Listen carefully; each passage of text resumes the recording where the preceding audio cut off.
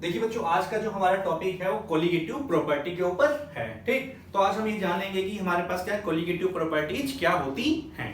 ठीक, तो देखिए मान ले रहे हैं हमारे पास क्या है, कोई तुमने सोल्यूशन बनाया है। ठीक, तुमने सोल्यूशन अगर बनाया है तो इसका मतलब क्या, तुमने इसके अंदर सोल्यूट मिक्स किया होगा प्लस सॉल्वेंट मिक्स किया होगा, ये तो है। और यहाँ पे तुमने सोल्यूशन बना लिया है। ठीक, तो देखो सोल्यूशन की ऐसी प्रॉपर्टी, मतलब कोलिगेटिव प्रॉपर्टी क्या होती हैं, मतलब सोल्यूशन की ऐसी प्रॉपर्टीज जो सिर्फ और सिर्फ नंबर ऑफ सॉल्यूट पार्टिकल पे डिपेंड करें।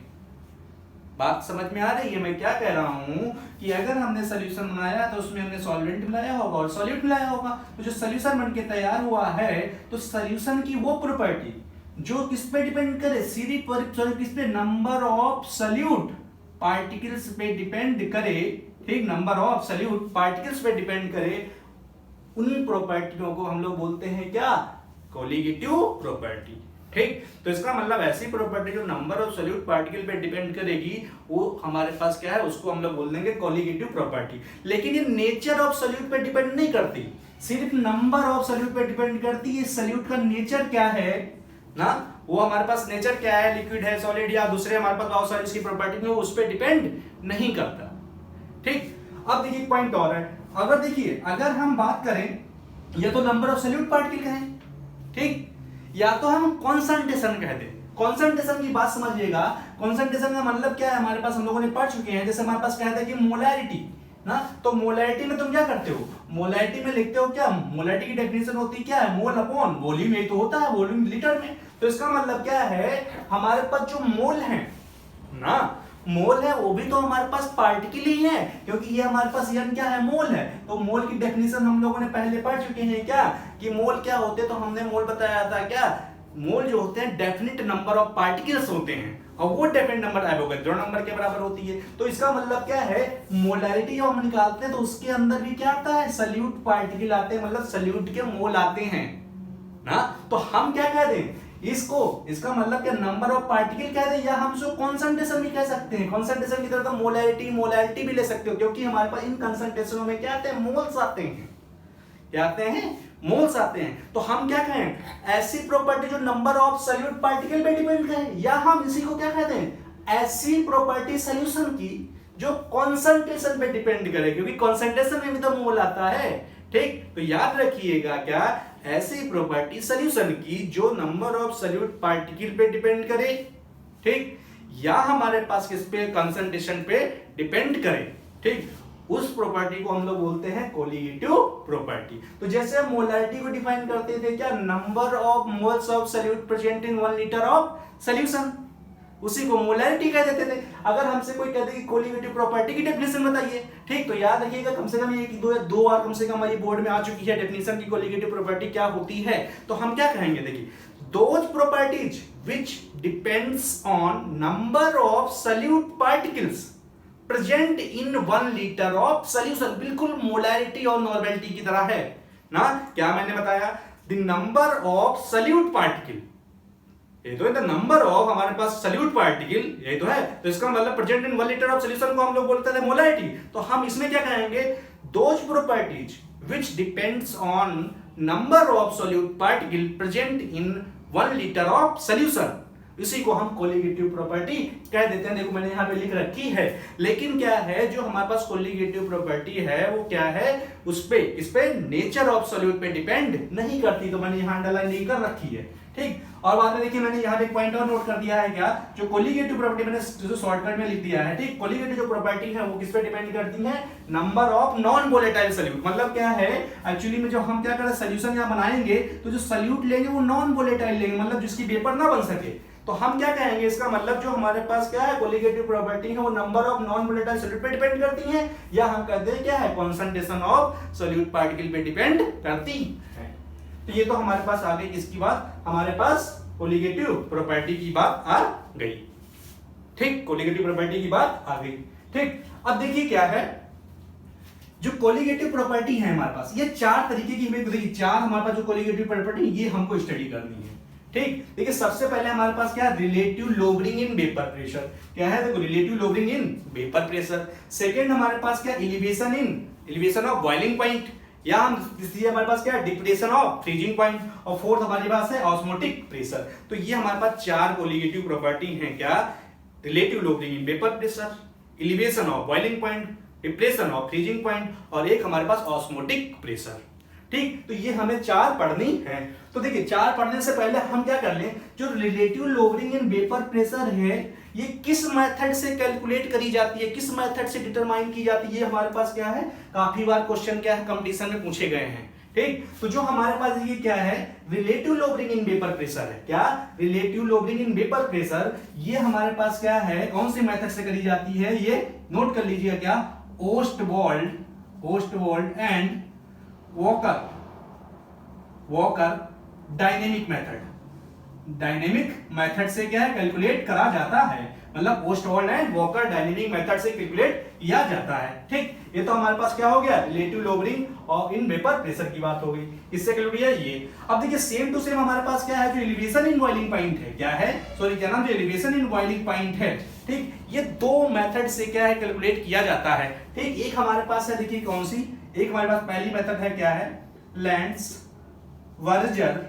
ठीक, मेथड है एक मेथड ये है। दूसरी मेथड में हमारे पास क्या है, कॉटरेल COTT, ठीक, RELL, कॉटरेल्स मेथड है। ये दो मेथड है हमारे पास क्या, इससे हमारे पास क्या है, एलिवेशन इन बॉइलिंग पॉइंट क्या है, कैलकुलेट किया जाता है। देखिए सीधे सीधे से क्वेश्चन पूछे गए हैं। ठीक, और थर्ड हमारे पास क्या है, देखिए depression of freezing point. Depression में जो फ्रीजिंग पॉइंट है वो किस मेथड से कैलकुलेट किया जाता है, हमारे पास एक बैकमैन मेथड है, बैकमैन्स मेथड, इससे कैलकुलेट किया जाता है मेथड। ठीक, और ये हमारे पास लास्ट में आया एक ऑस्मोटिक प्रेशर। ठीक, ये हमारे पास जो ऑस्मोटिक प्रेशर है वो हमारे पास बर्कले एंड हार्टले मेथड से किया जाता है। मैं यहां लिख दे रहा हूं, देखिए कौन सी मेथड है हमारे पास, क्या है, बर्कले एंड हार्टले मेथड से किया जाता है। पॉइंट बहुत इंपॉर्टेंट है। ठीक, इससे काफी बार क्वेश्चन अगर ठीक पूछे गए, अगर आप लोग ऑब्जेक्टिव सॉल्व कर रहे हो तो बहुत बार ये मिलेंगे क्वेश्चन आपको। ठीक, तो ये हमारे पास चार कोलिगेटिव पैटर्न, कौन सी, relative lowering in vapour pressure, दूसरा हमारे पास क्या है, एलिवेशन इन बॉइलिंग पॉइंट को हम बोलते हैं क्या, देखिए इब्यूलियोस्कोपी भी बोलते हैं, और डिप्रेशन ऑफ फ्रीजिंग पॉइंट को हम लोग क्रायोस्कोपी भी बोलते हैं। तो चार हमारे पास मेथड है। ठीक, ये हमारे पास चार कोलिगेटिव प्रॉपर्टी है और इनकी मेथड है। अब बात आई कि ये कोलिगेटिव प्रॉपर्टी हम पढ़ते क्यों हैं, कोलिगेटिव जो प्रॉपर्टी है हम इसको पढ़ते क्यों हैं, कोलिगेटिव प्रॉपर्टी को हम क्यों पढ़ते हैं। तो याद रखिए क्या, कोलिगेटिव प्रॉपर्टी हम इसलिए पढ़ते हैं, ठीक, कि अगर मान लेते हैं हमने कोई सॉल्यूशन बनाया है, क्या बनाया है, सॉल्यूशन, और सॉल्यूशन के अंदर हमारे पास क्या है, कोई अननोन, मतलब हमने कोई रिसर्च में क्या किया, नया कोई हमारे पास सब्सटेंस डिस्कवर किया था, कोई नया हमारे पास सब्सटेंस क्या है, डिस्कवर किया है। ठीक, और वो नॉन वोलेटाइल है। वैसा है हमारे पास कोई अगर हमारे पास सब्सटेंस डिस्कवर हुआ है और वो नॉन वोलेटाइल है, तो उसका मोलर मास कैलकुलेट करने के लिए हम इन कोलिगेटिव प्रॉपर्टी का यूज करते हैं। मेरे ख्याल से बात समझ में आ गई होगी क्या, कि ऐसे सब्सटेंस जो नॉन वोलेटाइल होते हैं उनका मोलर मास कैलकुलेट करने के लिए इन चारों मेथड का यूज किया जाता है। ठीक, तो हमें ये पता चल गया कि हम कोलिगेटिव प्रॉपर्टी पढ़ते क्यों हैं, क्योंकि हमारे पास नॉन वोलेटाइल मोलर के मोलर मास का पता लगाने के लिए हम ये पढ़ते हैं। तो ये देखिए मैंने पॉइंट लिख भी रखा है, देखिए हमारे पास क्या डिटरमिनेशन ऑफ क्या है, मोलर मास ऑफ, देखिए नॉन वोलेटाइल सॉल्यूट, मतलब क्या जो वेपर ना बना पाए तो उसका हम मोलर मास इनसे कैलकुलेट करते हैं। ठीक, अब बात ये आई जो कोलिगेटिव प्रॉपर्टी है, देखिए कोलिगेटिव प्रॉपर्टी हमारे पास कब ऑब्जर्व होंगी, ये भी क्वेश्चन पूछा गया है कि कोलिगेटिव प्रॉपर्टी ऑब्जर्व क्या होती, कब होती है। तो देखिए अगर हमारे पास क्या है कि अगर हम कोई सॉल्यूशन बना रहे हैं, तो ये सॉल्यूशन अगर बाइनरी सॉल्यूशन है, कैसा, बाइनरी सॉल्यूशन, बाइनरी का मतलब क्या, इसमें एक सॉल्यूट है और एक सॉल्वेंट है। ठीक, तो याद रखिएगा कोलिगेटिव प्रॉपर्टी हमें कब देखने को मिलेगी, जब इसमें से बाइनरी सॉल्यूशन के अंदर या तो सॉल्यूट, एक सॉल्यूट होगा एक सॉल्वेंट होगा, दोनों में से एक नॉन वोलेटाइल होना चाहिए। मेरे ख्याल से पॉइंट बात में समझ में आ रही होगी कि कोलिगेटिव प्रॉपर्टी हमको कब देखने को मिलेगी। तो हमने कहा कि जब हमारे पास बाइनरी सॉल्यूशन के अंदर एक कंपोनेंट, मतलब या तो सॉल्यूट और या तो सॉल्वेंट में से दोनों में से एक कोई नॉन वोलेटाइल होना चाहिए, तब हमें क्या करेगा, वो कोलिगेटिव प्रॉपर्टी देखने को मिलेगी। ये भी क्वेश्चन आया हुआ है, ठीक। तो मैं नीचे लिख रखा हूं, देखो क्या है कोलिगेटिव प्रॉपर्टी। देखो आर क्या, observe when any one of the component of binary solution क्या हो, हमारे पास कैसा हो, नॉन वोलेटाइल हो, नॉन वोलेटाइल हो, नॉन वोलेटाइल होना चाहिए, ठीक, नॉन वोलेटाइल होना चाहिए, ठीक। अब ये तो बात ये हो गई, ठीक। अब बताओ, हम लोगों ने पढ़ रखा है कि कभी भी अगर तुम क्या सॉल्वेंट के अंदर कोई नॉन वोलेटाइल क्या है सॉल्यूट मिला दोगे तो वो राउल्ट लॉ फॉलो नहीं करेगा, वो राउल्ट लॉ से डेविएशन फॉलो करेगा। तो इसका मतलब क्या है, जो कोलिगेटिव प्रॉपर्टी होती है सॉल्यूशन की, वो राउल्ट लॉ को फॉलो नहीं करती, वो उसको डेविएट करती है, उससे डेविएशन शो करती है। तो ये लास्ट में पॉइंट लिखा है, जो हमारे पास कोलिगेटिव प्रॉपर्टी है वो क्या करती है, डेविएशन राउल्ट लॉ से शो करती है। तो ये तो पॉइंट ही आ गया, ठीक। ये तो हमारे पास ये हो गया। अब हम लोगों ने अभी पढ़ा, देखिए अगले पॉइंट पे चलते हैं क्या, कि इनका सबका यूज हम कहां करते हैं, सबका यूज हम कहां करते हैं, मोलर मास डिटरमाइन करने के लिए। अब चारों में से अगर हम देखें, हमारे पास चारों में से देखें तो इन चारों में से सबसे अच्छी मेथड कौन सी है, बेस्ट मेथड कौन सी है मोलर मास को क्या है डिटरमाइन करने के लिए। ये बोर्ड में कम से कम 8-10 बार क्वेश्चन पूछा जा चुका है कि इनमें से कौन सा मेथड हमारे पास क्या है, बेस्ट है। इसमें मतलब बोर्ड में तो पूछा ही जा चुका है, कंपटीशन में भी बहुत बार पूछा जा चुका है ये, ठीक। अगर आप सॉल्व करेंगे ऑब्जेक्टिव तो उसमें मिलेगा ये, ठीक। तो देखिए इन सब में हमारे पास सबसे अच्छी मेथड होती है क्या, कौन सी मेथड होती है, ये ऑस्मोटिक प्रेशर सबसे बेस्ट मेथड होती है क्या, मोलर मास कैलकुलेट करने के, किसका, हम जनरली कहेंगे जो मैक्रोमोलिक्यूल होते हैं, ठीक। ये बेस्ट मेथड है मोलर मास को कैलकुलेट करने के लिए, किसके लिए, मैक्रोमोलिक्यूल के लिए। मैक्रोमोलिक्यूल में जैसे कौन सा आ गया, प्रोटीन आ गया, ठीक, पॉलीमर हो गए, ठीक, कार्बोहाइड्रेट हो गए, ठीक। तो अगर हमारे पास कोई नई कार्बोहाइड्रेट, नया पॉलीमर तुमने बनाया है तो उसका मोलर मास हम किससे निकालेंगे, ऑस्मोटिक प्रेशर से, ठीक। तो इसका मतलब यहाँ पे देखिए, इसका मतलब क्या है, मैंने यहाँ पे लिखा है, देखिए क्या सबसे बेस्ट मेथड हमारे पास कौन सी है, ऑस्मोटिक प्रेशर है, ठीक।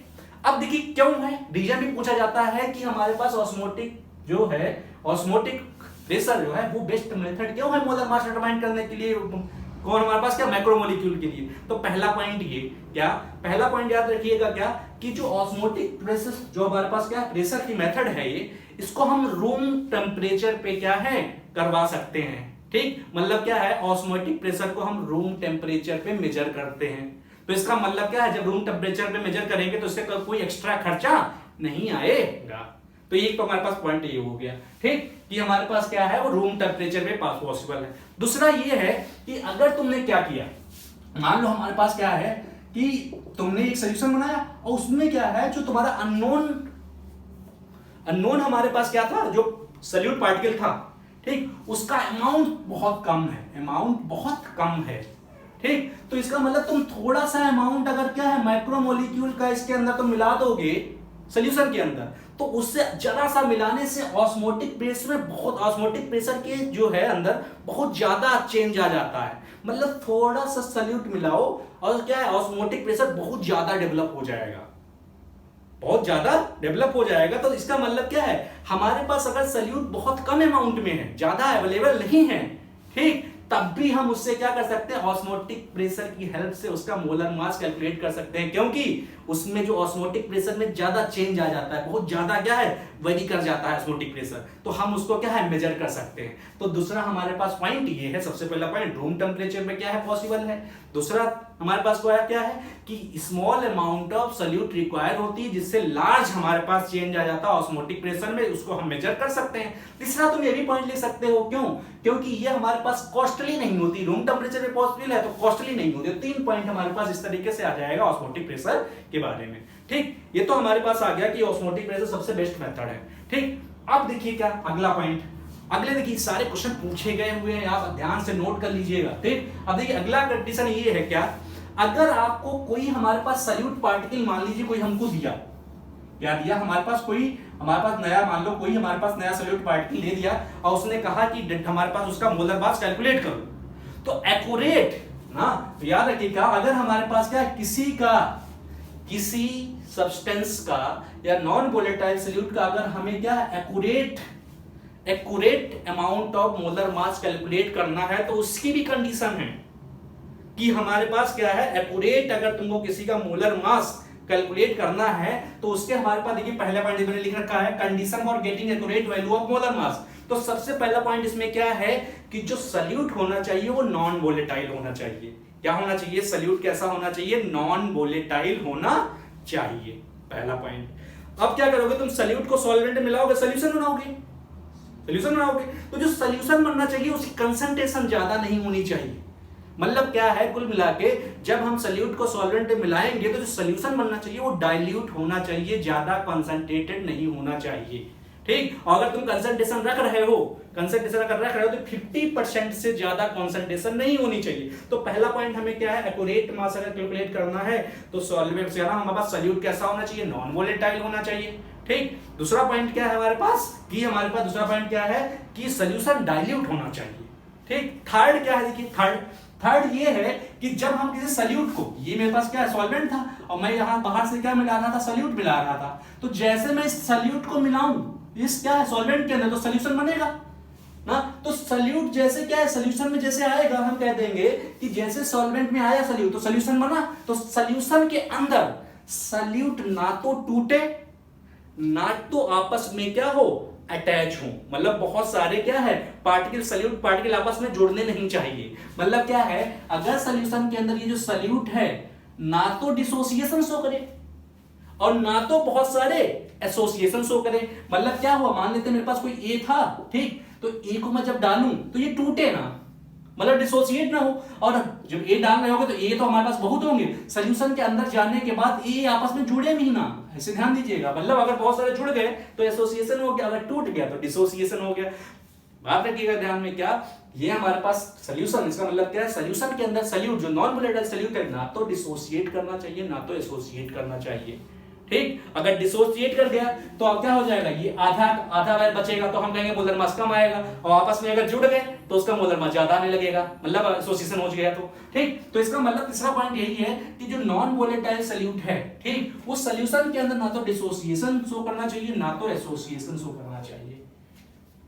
ठीक, मेरे ख्याल से पॉइंट क्या है हमारे लिए आ गए होंगे, ठीक, समझ में। ठीक, ये हमारे पास तीन कंडीशन है। ठीक, एक बहुत इंपॉर्टेंट क्वेश्चन और हमारे पास क्या है, बोर्ड और हमारे पास कंपटीशन में पूछा जाता है क्या, ठीक, क्या हमारे पास पूछा जाता है कि जब हम देखिए ये वाला पॉइंट डिप्रेशन और फ्रीजिंग पॉइंट जब हम क्या करते हैं, कैलकुलेट करते हैं, डिप्रेशन और फ्रीजिंग पॉइंट जब हम कैलकुलेट करते हैं, ठीक, तो वहां पे कैम्फर का यूज करते हैं। किसका? कैम्फर का यूज करता है। क्वेश्चन पूछा जाता है कि डिप्रेशन और फ्रीजिंग पॉइंट जब हम कैलकुलेट करते हैं नेप्थलीन का, ठीक, रास्ट मेथड से करते हैं। देखिए रास्ट मेथड से अगर हम क्या करते हैं, डिप्रेशन ऑफ हमारे पास क्या है, फ्रीजिंग पॉइंट कैलकुलेट कर, मतलब क्या है, फ्रीजिंग पॉइंट के जरिए किसी मोलर मास, किसी का मोलर मास हम कैलकुलेट करते हैं। किसी का मोलर मास अगर हम कैलकुलेट करते हैं तो वहां पे क्या यूज करते हैं, कैम्फर यूज करते हैं। देखिए व्हाई इज कैम्फर प्रिफर्ड क्या है as a solvent in finding molar mass of naphthalene. तो देखिए कैम्फर ऊपर वाला देखिए, why is the camphor preferred in the determination of depression and freezing point. मतलब कैम्फर को हम क्यों चूज करते हैं, तो याद रखिएगा क्या,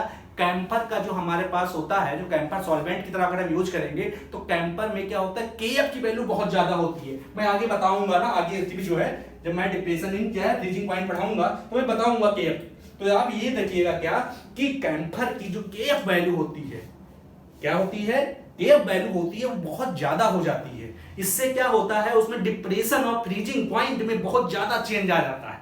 ठीक, तो हम उसको आसानी से कैलकुलेट कर सकते हैं। तो ये पॉइंट हमारे पास याद रखिएगा। ठीक, अब देखिए एक पॉइंट हमारे पास और हम पढ़ लेते हैं। क्या हमने अभी बताया कि इनमें से क्या है सबसे अच्छी मेथड कौन सी है मोलर मास कैलकुलेट करने के लिए, तो हमने कहा ऑस्मोटिक प्रेशर। ठीक, अब क्वेश्चन क्या पूछा जाता है, देखिए क्या जो हमारे पास एलिवेशन है, देखिए एलिवेशन इन फ्रीजिंग पॉइंट है, उससे क्यों नहीं कैलकुलेट कर सकते।